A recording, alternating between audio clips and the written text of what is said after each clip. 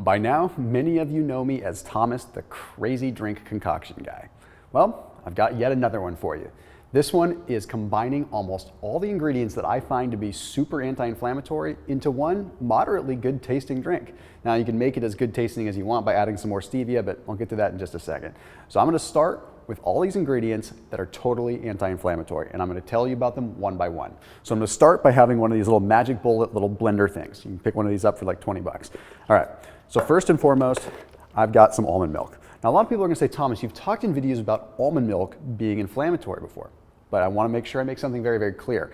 The reason that almonds are inflammatory is because of the phytates, the phytic acid that is in the skin. Okay, when we're making almond milk, you don't have the skins. Okay, the almonds are blanched. You have the skin is gone, and you're making almond milk from the actual fats that are in the almond. You're not actually having the structure that is hard to digest, thereby potentially causing inflammation. So almond milk is good. You just want to make sure you get one that does not have carrageenan in it. The carrageenan is very inflammatory. You can eyeball this, but we're going to go with like 12 ounces here. Decent amount. All right. There was actually a study that was published in the British Journal of Nutrition that found that those that consumed high amounts of blanched almonds or almond milk that didn't have carrageenan in it had lower levels of E-selectin. Now what E-selectin is a particular inflammatory cytokine. So if E-selectin is high, then you usually have higher instances of inflammation. It was also found they ended up having lower levels of C-reactive protein. So it's kind of funny. If you eat a lot of almonds that still have the skin, you could be in a situation where you potentially cause an immunoglobulin response, an IgG or an IgA response, which triggers inflammation. But if you do it right and you get the right kind of almond milk, it can actually be anti-inflammatory. I know there have been a lot of people that have questioned what I've said on that, because sometimes I talk about almonds being inflammatory, sometimes I don't.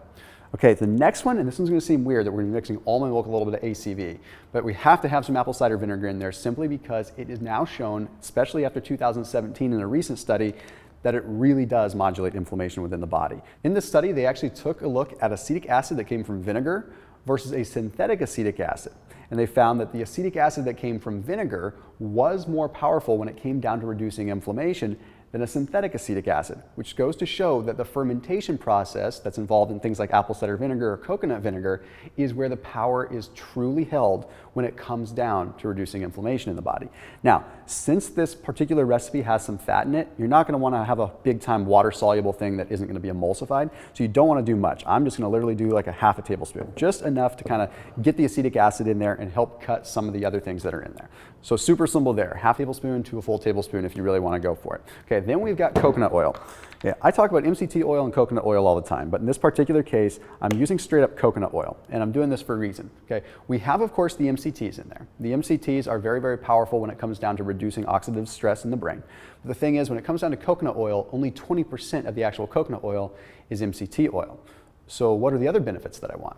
Well, I want the lauric acid benefits, which converts into monolaurin within the body, which thereby reduces intestinal inflammation, so it helps you out there. But there was a recent study in 2017 as well that found that coconut oil reduces serum alkaline phosphatase activity. Now, alkaline phosphatase, ALP, is something you might recognize on your blood test. If we have high levels of ALP, it's actually an indicator of cancer, an indicator of tumors. So when you see that coconut oil has a direct correlation with lower levels of ALP, serum alkaline phosphatase, you know that you're doing a good thing with your body. You're potentially reducing the inflammation that could be associated with cancers. So that's one of the reasons why I want to have it in there. But the MCTs also play a big role when it comes down to brain inflammation. So we definitely have that going for us. Okay, then of course we have good old-fashioned turmeric curcumin. So we all know that curcumin has some huge benefits when it comes down to inflammation modulation. But there's a very recent study that was published in the American Journal of Physiology, Regulatory, Integrative, and Comparative Physiology, try saying that 5 times fast, that showed that curcumin has some additional anti-inflammatory effects when it comes down to post-exercise recovery. In this particular study, they took a look at 4 different groups. One group ran uphill and had curcumin. Okay. The other group ran uphill and didn't have curcumin. Then another group ran downhill and had curcumin, and another group ran downhill and didn't have curcumin. So what they found at the end of the study was that curcumin offset the performance deficit of the running.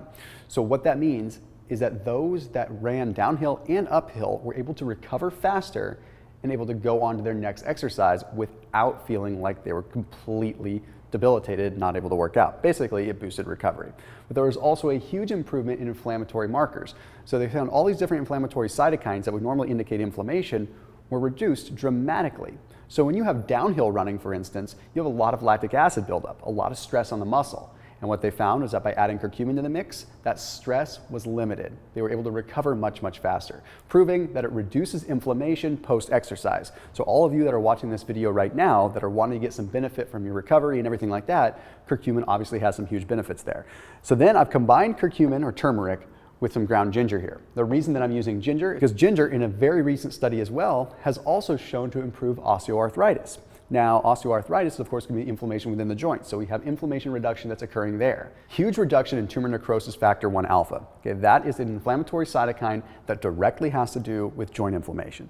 Then, of course, we had a decrease in prostaglandin levels. Okay, prostaglandin is a precursor to inflammation. Of course, we need certain prostaglandins. We need prostaglandin E2. We need all these prostaglandins to trigger inflammation at the right time, but we don't want too much. So ginger has been shown to reduce particular prostaglandin activity that's associated with joint pain. Then, of course, we have the inhibition of lipooxygenase. Lipooxygenase is the toxin that goes ahead and toxifies fats. Basically, it's a lipid toxin. So it goes around and oxidizes all the fats that are in our body, causing lipid peroxidation. When that happens, fats turn bad. They turn rancid within our body. All I'm trying to say is ginger is good stuff when it comes down to inflammation. So I've got a half a teaspoon of each, half a teaspoon of turmeric and a half teaspoon of ginger. All right, now I've got this stuff all ready to go. You can use warm almond milk or you can use it cold.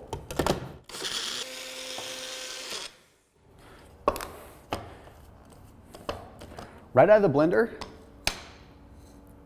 it actually tastes pretty darn good. But one of the things that you can do if you want to make it taste a little bit sweeter is go ahead and just add a couple packets of stevia in there. So if you want, you can mix that up. You can do it either or.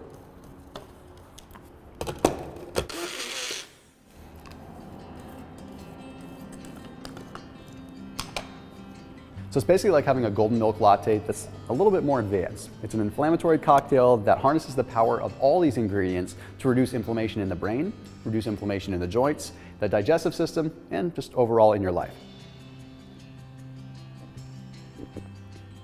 And I think you're going to like the pep because the ginger adds a nice little zest to it that has some additional components that might just help you if you're getting sick too.